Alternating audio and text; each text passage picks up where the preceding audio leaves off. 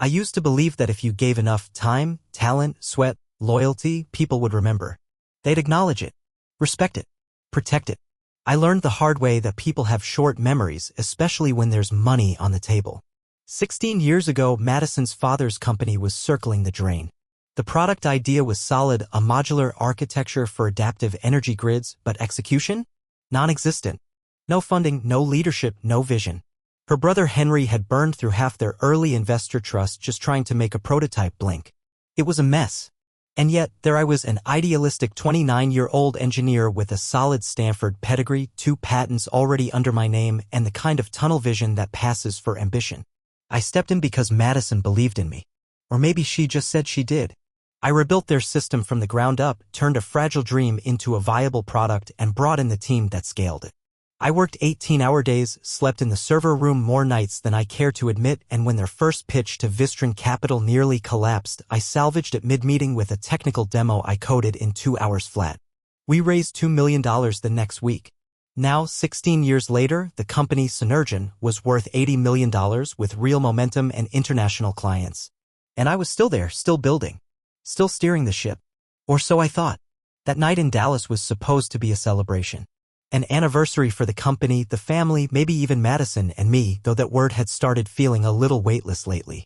Her father, William, had gone all out, crystal chandeliers, live string quartet, imported sea bass flown in from Tokyo. His estate sat like some old South castle at the edge of a manicured hill, the kind of place where no one parked themselves, they were parked for. Madison had picked my suit herself, a charcoal Tom Ford number that still felt tight around the collar. She looked stunning in a navy dress with an open back and the sapphire earrings I gave her for our 10th anniversary. She moved like someone used to being watched. We made our way through rounds of wine and small talk. I shook hands with board members I hadn't seen in months. Henry gave a speech with too many jokes. Then William stood and raised his glass, gesturing for everyone to follow him into the lounge.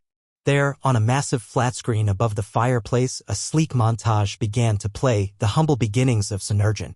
Old footage of the lab, early product designs, warehouse tours, smiling team photos, many of which included me standing off to the side in a hoodie, arms crossed, focused on something just out of frame. Then the music shifted. The screen went black. A title appeared, A New Era, The Future of Synergen. I leaned forward, half curious, half expecting some bloated rebranding initiative. Instead, a man I'd never seen before appeared on screen. He was speaking directly into the camera, standing in what looked like our boardroom. "I'm honored to step in during this exciting period of transition at Synergen," he said, all charm and practiced confidence. "As interim CEO, I'm committed to maintaining our trajectory while helping guide this family's legacy into the next generation." I waited for my name. I waited for my face. For someone, anyone, to mention the fact that every system, every algorithm, every patent that built Synergen's success bore my fingerprints. Nothing. I was omitted. The video ended to polite applause. I turned to Madison, who was clapping too enthusiastically.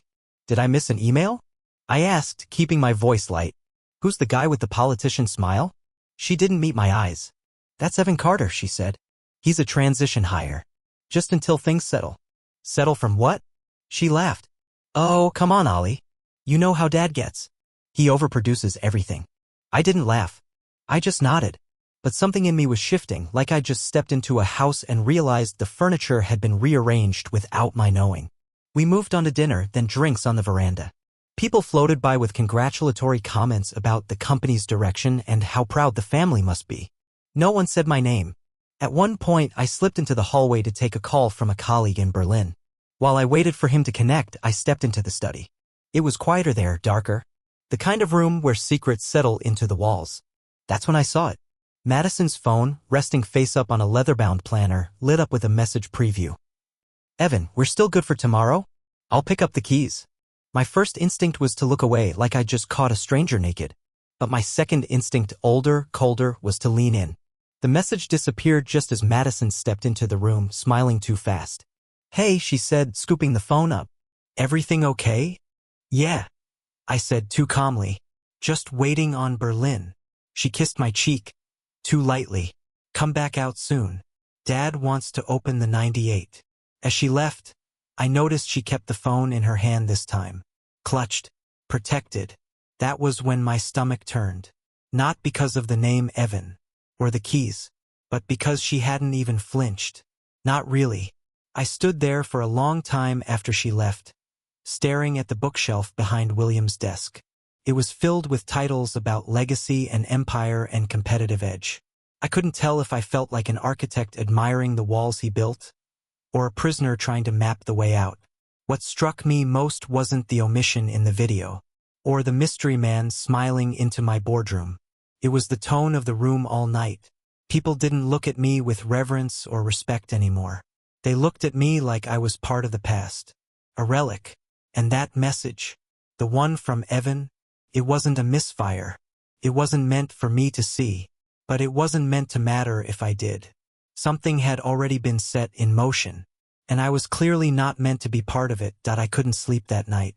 Madison and I were staying in the guest wing of her father's estate. A wing, mind you, that I had once designed a smart lighting system for when he first tried to impress investors with his modernization. The irony wasn't lost on me. Now the same lights dimmed automatically at 10:30 p.m., as if the house itself was politely trying to escort me to irrelevance. I lay in bed for a while, staring at the ceiling, listening to the quiet hum of HVAC and the occasional thump of music from the wine cellar lounge. Madison had gone back downstairs after we returned to the room, said she needed to check on her dad. She didn't take her heels off. She didn't change out of the navy dress. She left her phone in her clutch, which she took with her. By the time she returned, it was almost 2 a.m. She thought I was asleep. I wasn't. She slipped into the bathroom, and I heard the sink run for longer than necessary. When she climbed into bed, she stayed on the far edge, her back to me, and pulled the covers just high enough to signal a boundary. That's when the real unraveling began. Not loud or dramatic, just quiet and precise, like someone pulling a single thread from a very expensive suit. I moved to the guest room that morning under the pretense of letting her sleep in. She didn't protest, didn't ask if something was wrong, just gave me a quick nod and went back to scrolling through her phone. Sitting alone in that room, with its vintage books and outdated family portraits, I started mentally rewinding the last year. The things I had ignored or worse explained away. Her business trips had picked up 6 months ago. At first, they made sense: conferences, investor summits, offsites with marketing. But then they started clashing with internal events she normally wouldn't miss. Product strategy reviews. Quarterly planning. Once, I flew back early from Munich to find out she was in Austin for a networking retreat I'd never even heard about. I asked questions. She gave answers. Always vague, always pleasant, always just enough to make me feel like pushing further would be invasive. But I remember the first time something didn't sit right. It was 2 months ago. I borrowed her car while mine was in the shop. There was a receipt folded inside the glove box. An overnight stay at the Vesper Hotel in Austin. That part wasn't surprising. What was surprising was the date.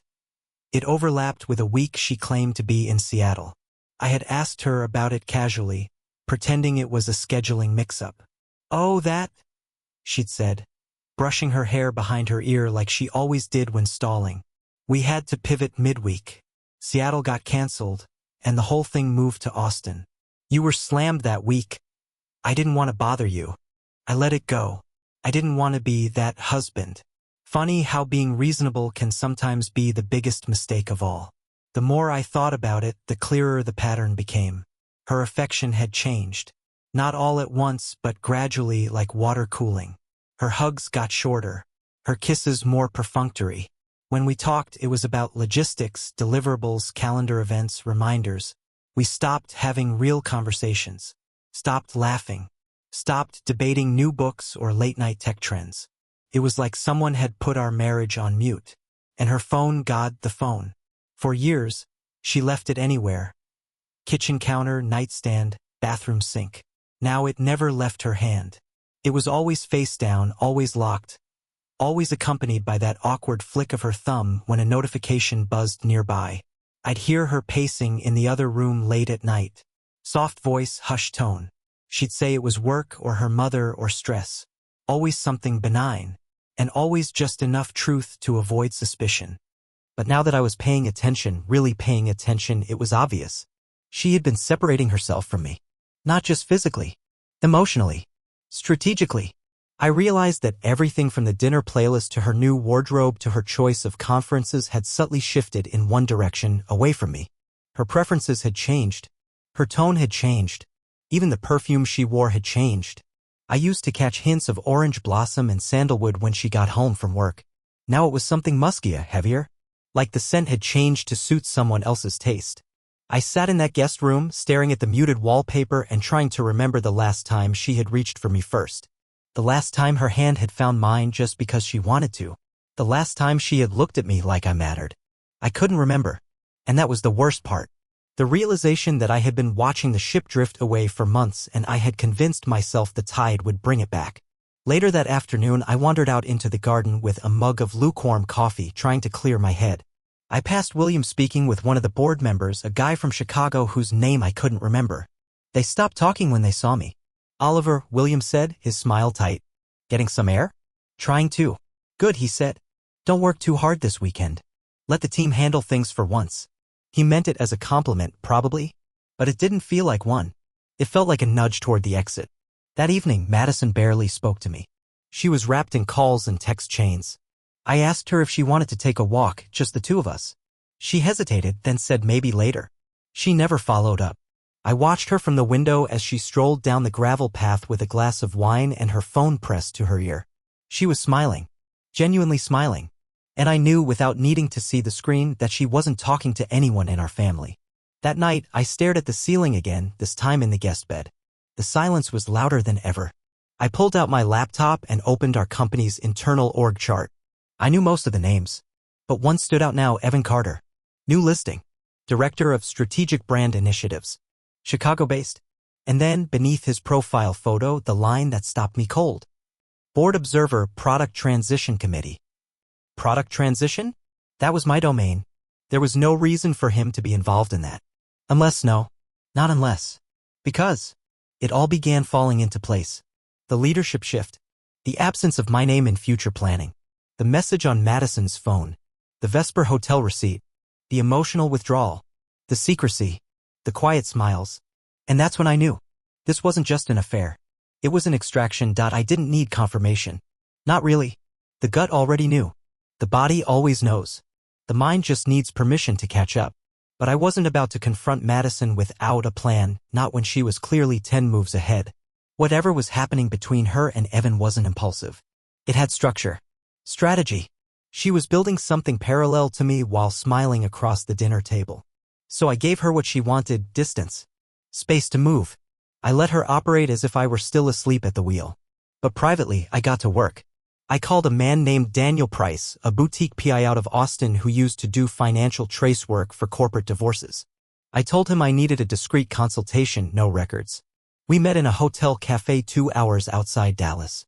He showed up with nothing but a legal pad and a calm, efficient air. "You want digital surveillance, asset trail, or social proof?" he asked, skipping small talk. "All of it," I said. "Start with asset flow. I want to know where she's moving money. Then dig into company affiliations. I need to know if this Evan Carter is more than he claims to be. Background too. Thorough," I said. "If he's got a lease, a burner account, a parking ticket, I want it." Price gave me a tight nod. "Give me 48 hours. He delivered in 36.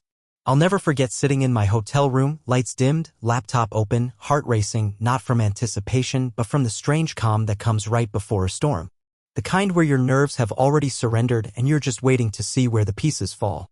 The report was simple, professional, brutal. Evan Carter, former VP of marketing at a health tech firm in Chicago, resigned under vague circumstances 7 months ago. 6 weeks later, incorporated a shell consultancy firm in Texas. Madison hired him as an independent brand strategist for Synergen, routed through a third-party contractor so it wouldn't raise red flags with the board. But that was just the surface. They had opened a shared crypto wallet, traveled together, documented trips to Denver, Vancouver, and twice to Austin. Shared a lease on a furnished apartment downtown registered under the same shell firm. Photos attached. Security footage timestamps. Handheld *TS from public cafes and rental lobbies. There was one of them walking into the apartment complex, laughing.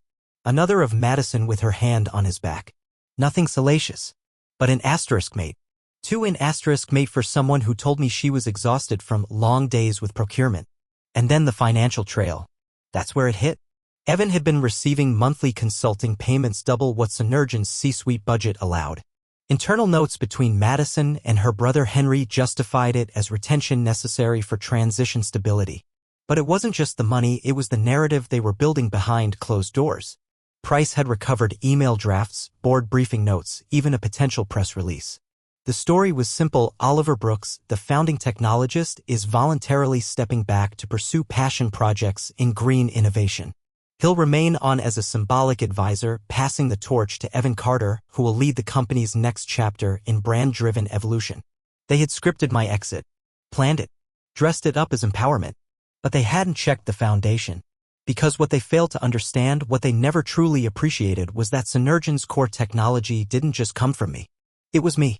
Every major product line, every automation module, every scaling protocol, they all ran on systems I had written, structured, and patented under my own name, long before William ever registered the brand.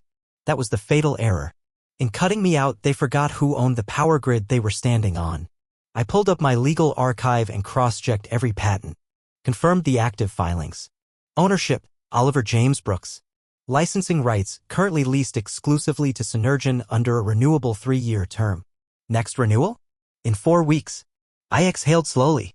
They had no idea how close they were to collapsing their entire operation. And it wasn't just the tech. It was the licensing language, the terms I'd insisted on years ago during our first funding round. Madison had called me paranoid then. Why protect yourself from your own family, she'd asked. Now I understood why. I forwarded the report to my patent attorney, Mark Fenwick. 10 minutes later, my phone rang. Jesus, Oliver, he said, voice low. This is surgical. I need options, I said. Full enforcement. I want to know what happens if I pull licensing tomorrow. We'd need to file injunctions, submit digital cease orders, initiate lockouts. You'll probably want NDAs issued internally before things hit the court. Once we're in motion, the systems will go dark unless they renegotiate with you directly. And if they refuse? They'll lose operational control of the platform within 72 hours. Servers go down. Clients pull out. Investors panic. I paused. Good. Start drafting. Quietly. He whistled under his breath. You're not playing around. No, I said. They wrote me out of my own story. I'm writing myself back in. That night, I returned to the estate. Madison was in the lounge, barefoot, sipping wine, scrolling on her phone. She looked up as I entered. Hey, she said, smiling like nothing had changed. Where'd you go? Just needed some air. You've been gone all day. Yeah, I said, settling into a nearby chair. Had some things to clear up. She tilted her head. You okay? Never better. I studied her face. The carefully neutral tone. The false softness in her voice. The way she trained herself to seem calm under pressure. But now that I knew, now that I saw everything, it all felt like theater. Cheap, predictable theater. You ever think about what we've built? I asked suddenly. She looked startled. Synergen. No. Us. You and me. Everything we've been through. Her expression flickered just for a second. Of course. Why? I shrugged. Just wondering what it takes for people to throw that away. She looked down at her glass. People don't throw things away, Oliver. Sometimes they just grow apart. And other times, I said, my voice colder now, they build secret apartments, hire lovers as executives, and draft exit strategies for their husbands. The silence between us cracked. Madison set her glass down slowly. I don't know what you think you know. I know everything, Madison. Her mouth tightened. I know about Evan. The crypto wallet. The apartment in Austin. The fabricated consulting role. I know about the board briefing you gave Henry behind my back. And I know about the retirement narrative you've been spinning. She sat frozen, lips parted slightly like a mask struggling to decide whether to fall or hold fast. But here's what you don't know, I said. You don't own the company's future. You don't own the software. You don't even own the systems that keep your entire infrastructure running. I do. And in 4 weeks, your license expires. She opened her mouth, but no sound came out. You built a trap, I said. But you forgot who designed the floor. I stood up. Sleep well tonight, I added. You've got a big month ahead of you. And then I walked out, leaving her in a house that suddenly felt one size too big for the lies inside it. Some men explode. I don't. My reaction to betrayal isn't rage, it's design. I don't scream. I don't make scenes. I build responses like I build systems, structurally, efficiently, and without warning. While Madison moved through her scripted life, conference calls, brand meetings, board strategy dinners, I built a counter-infrastructure behind the curtain. It started with my attorney, Mark. We mapped every legal corner of the licensing agreement I had put in place years ago. The clause that allowed me to revoke access with 30 days' notice. The embedded conditions that triggered immediate suspension in case of breach, misuse, or deception. The section Madison and Henry had clearly never read carefully. Mark brought in a second attorney, Camilla Bird, a specialist in corporate digital enforcement. She reviewed the software environment and helped me prepare server-level lockouts. We wrote scripts. Silent, clean, lethal code. One by one, we created access triggers across Synergen's architecture. From the front-end interface to the back-end automation layers, we installed legal tripwires, systems that would alert us if unauthorized use continued past license expiry. I retained full administrator control. They didn't know it yet, but every dashboard they logged into was already sitting under my thumb. But that was only half of it. The other half was internal documentation. During my time at Synergen, I had kept copies of all major technical development milestones. Code bases, version histories, author logs, all of it stored securely and timestamped. I knew that if Madison and Henry tried to challenge my ownership in court, I'd need indisputable proof that the company's most valuable assets, automation platforms, demand-matching algorithms, predictive load balancing tools, originated with me. And only me. So I compiled a portfolio, a clean, dated archive of every prototype, every signed filing, every research grant tied directly to my name. It wasn't just about protecting myself, it was about preparing to flip the table. Then came the corporate files. While Mark handled the legal front, I used my system access to quietly monitor internal emails. Not intercepting, just metadata. Sender, recipient, subject lines, timestamps. I wasn't fishing for gossip. I was searching for patterns. And what I found confirmed what I'd started to suspect in Dallas. Madison and Henry weren't just pushing me out, they were positioning themselves for a full liquidity event. There were whispers of a merger. A sale to a European firm interested in renewable grid overlays. Evan had been feeding intel to an acquisition scout in Brussels. I traced dozens of email threads hidden behind vague subject lines like expansion, opportunity Q3, and path to exit. They were selling the company. And they were doing it while trying to erase the very person whose IP underpinned the deal. I should have been furious. Instead, I smiled. Because they hadn't accounted for the single truth that would unravel all of it, they didn't own what they were selling. The next phase was preparation. I moved all my personal assets, stocks, retirement accounts, even my name on the joint property, into separate legal entities. I didn't want Madison trying to retaliate with a preemptive financial move. If she sensed the storm, I wanted it to hit her too late to brace for it. Then I created a data package. A quiet bomb. It included patent documentation, licensing contracts, internal email metadata, product blueprints with registered filing IDs, code version control histories, a timeline of board briefings where I had been intentionally excluded, and evidence of fund misallocation in consulting payments to Evan, twice the allowable executive comp limit without board vote. I put it on a secure drive labeled Transition Briefing, and I waited. The strange thing was, while I was assembling all this, Madison acted like nothing had changed. She still kissed me goodbye in the mornings. Still texted casually. Still mentioned us in future tense. That was what chilled me the most. The detachment. The performance. The ease with which she could compartmentalize destruction and disguise it as indifference.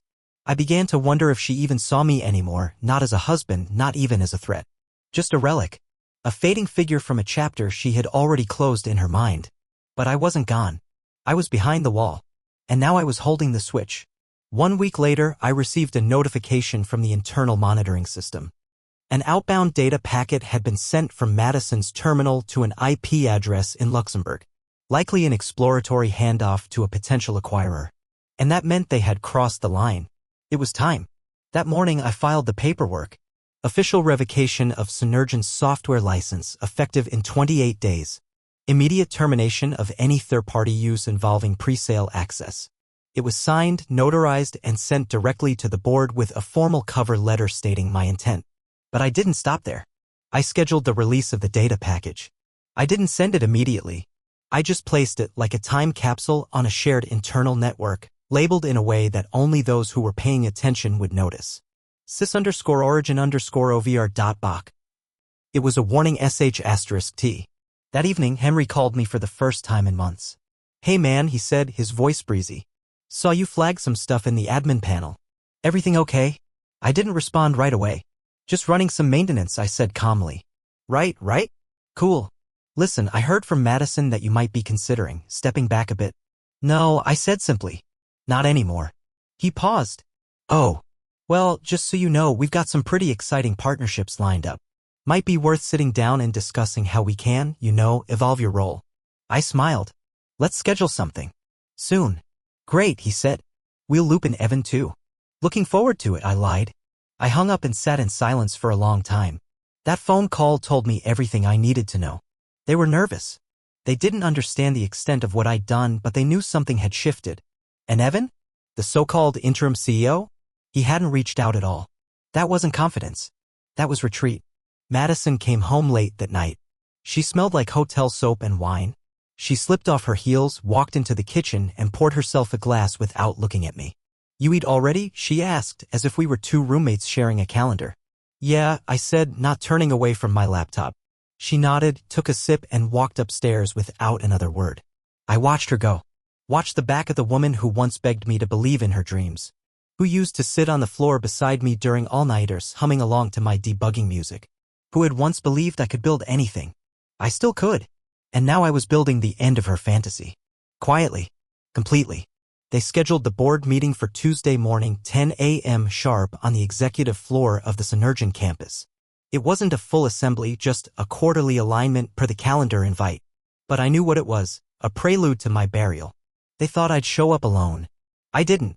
I walked into that glass conference room with my attorney Mark on one side and Camila, our digital enforcement counsel, on the other. Both carried sleek portfolios and wore expressions like they were walking into a courtroom, not a conference. There were 7 people seated at the table when we arrived. Henry with his tie loose and confidence fraying. Madison dressed like armor in a cream blazer and pearl earrings. Evan was there too, leaning back in his chair with that smug polish I now recognized as well-practiced fraud. The rest were board members, some old, some new, all suddenly very alert. Oliver, Henry said, forcing a smile. Didn't realize you were bringing company. Consider this a proactive legal courtesy, Mark said, sliding a folder onto the table. We'll keep this brief. The temperature in the room dropped instantly. Madison tried to recover. I think we're all here with the same goal, making sure the company continues to grow during this next chapter. Exactly, I said, folding my hands. And that requires clarity. Let's talk ownership. I stood and began laying documents across the table. First, the patent filings. Each one stamped, dated, and registered solely under my name. Core software platforms. Load distribution matrices. Self-healing algorithm architecture. All of it. Then, the licensing agreement with Synergian. Clause 7.1. Exclusive license to use core IP granted for 3-year intervals, renewable only with my consent. Clause 8.4. Immediate termination of license in the event of unauthorized transfer, sublicense, or derivative use. Clause 12.2. Revocation may be enforced through technical deactivation protocols at the sole discretion of the licensor. And finally, the letter of revocation. Effective in 25 days. I watched their faces shift one by one. Henry sat back, blinking rapidly. Evan leaned forward like he was trying to calculate his exit strategy mid-meeting. But it was Madison's face that held my focus. She didn't flinch. She didn't argue. She just folded her hands and said, Oliver, this isn't productive. It's not meant to be, I replied. It's meant to be legal. Camila spoke next. Starting today, any use of Mr. Brooks' IP beyond the scope of the current term will be considered a breach. We've already initiated audit locks on several systems and a full list of affected services has been submitted to your internal counsel. Evan finally broke in. This is insane. The entire platform relies on that infrastructure. If you pull it, the company collapses. That's correct, I said calmly. You're going to tank your own legacy out of spite? I leaned in. You think this was built on legacy? It was built on contracts. And you broke them. The board members shifted uncomfortably. One of them, a sharp woman named Karen Tanaka, finally spoke. Is there a path to resolution here, Oliver? There is, Mark said. But it doesn't involve Mr. Carter remaining in any executive capacity. Evan's jaw clenched. You can't make that decision. No, I said, but the board can. And they should consider whether keeping a CEO with no legal access to the company's core systems is in anyone's interest. Silence. I could see it happening in real time, the calculus. The fear. The recognition that the house had been built on sand. Even Henry, usually too proud to concede anything, was starting to shift. Karen looked at me again. And if the board reinstates you? I'm not asking for reinstatement, I said. I'm assuming control. Effective immediately. Madison finally stood. You don't get to dictate terms. I looked at her. You did. When you tried to write me out. The vote wasn't formal. It didn't need to be. One by one, the board members began nodding. Some slowly, some reluctantly, but enough to shift the tide. Henry slumped back, defeated. Evan looked like a man who'd just been handed a termination letter on live television. And Madison, she just stood there, eyes locked on mine. There was something unreadable behind them. Not guilt, not regret. Something colder. Resigned. When the meeting adjourned, Evan left without a word. Madison stayed behind for a moment as if debating whether to say something. But in the end, she walked past me in silence. I didn't watch her go. I turned instead to Camila. Initiate the internal announcement. I want the teams briefed by end of day. She nodded and stepped out to coordinate. By noon, the company knew. Every department head received a packet outlining the legal transition. New compliance protocols. Interim access procedures. Instructions for legal inquiries. The tone was professional. Measured. But beneath it, the message was unmistakable. The era of quiet betrayal was over. At 2 p.m., I stood in front of the executive staff for the first time in 6 months. I didn't offer a speech. I didn't thank anyone. I simply said, there will be no transition. And then I went back to work. The next 48 hours were a controlled purge. Evan's credentials were stripped. His access revoked. Madison was placed on administrative leave pending review of her contractual violations. Henry was quietly told to retain counsel. IT began replacing systems to remove ghost processes Evan had implemented, likely backdoors or trackers tied to the acquisition plans. We found 3 suspicious processes already communicating with offshore servers. I issued a full freeze on outgoing communications with any external buyers. No sale. Not on my watch. Not on my name. Then came the compliance sweep. We reviewed department expenses and vendor records. Already early flags were appearing. Unusual disbursements. Consulting retainers paid in crypto. Marketing expenditures routed through companies that didn't exist 6 months ago. It was bigger than betrayal. It was theft. But one thing at a time. For now, I had reclaimed the wheel. I spent the first night back in my office with the lights off, watching the code scroll across the console. Familiar lines. My language. My systems. Still here. Still mine. My phone buzzed once. A message from Madison. We need to talk. Not as execs. As us. I stared at the screen for a long moment. Then I put the phone down, picked up my coffee, and turned back to the monitor. She had already said everything I needed to hear. In silence.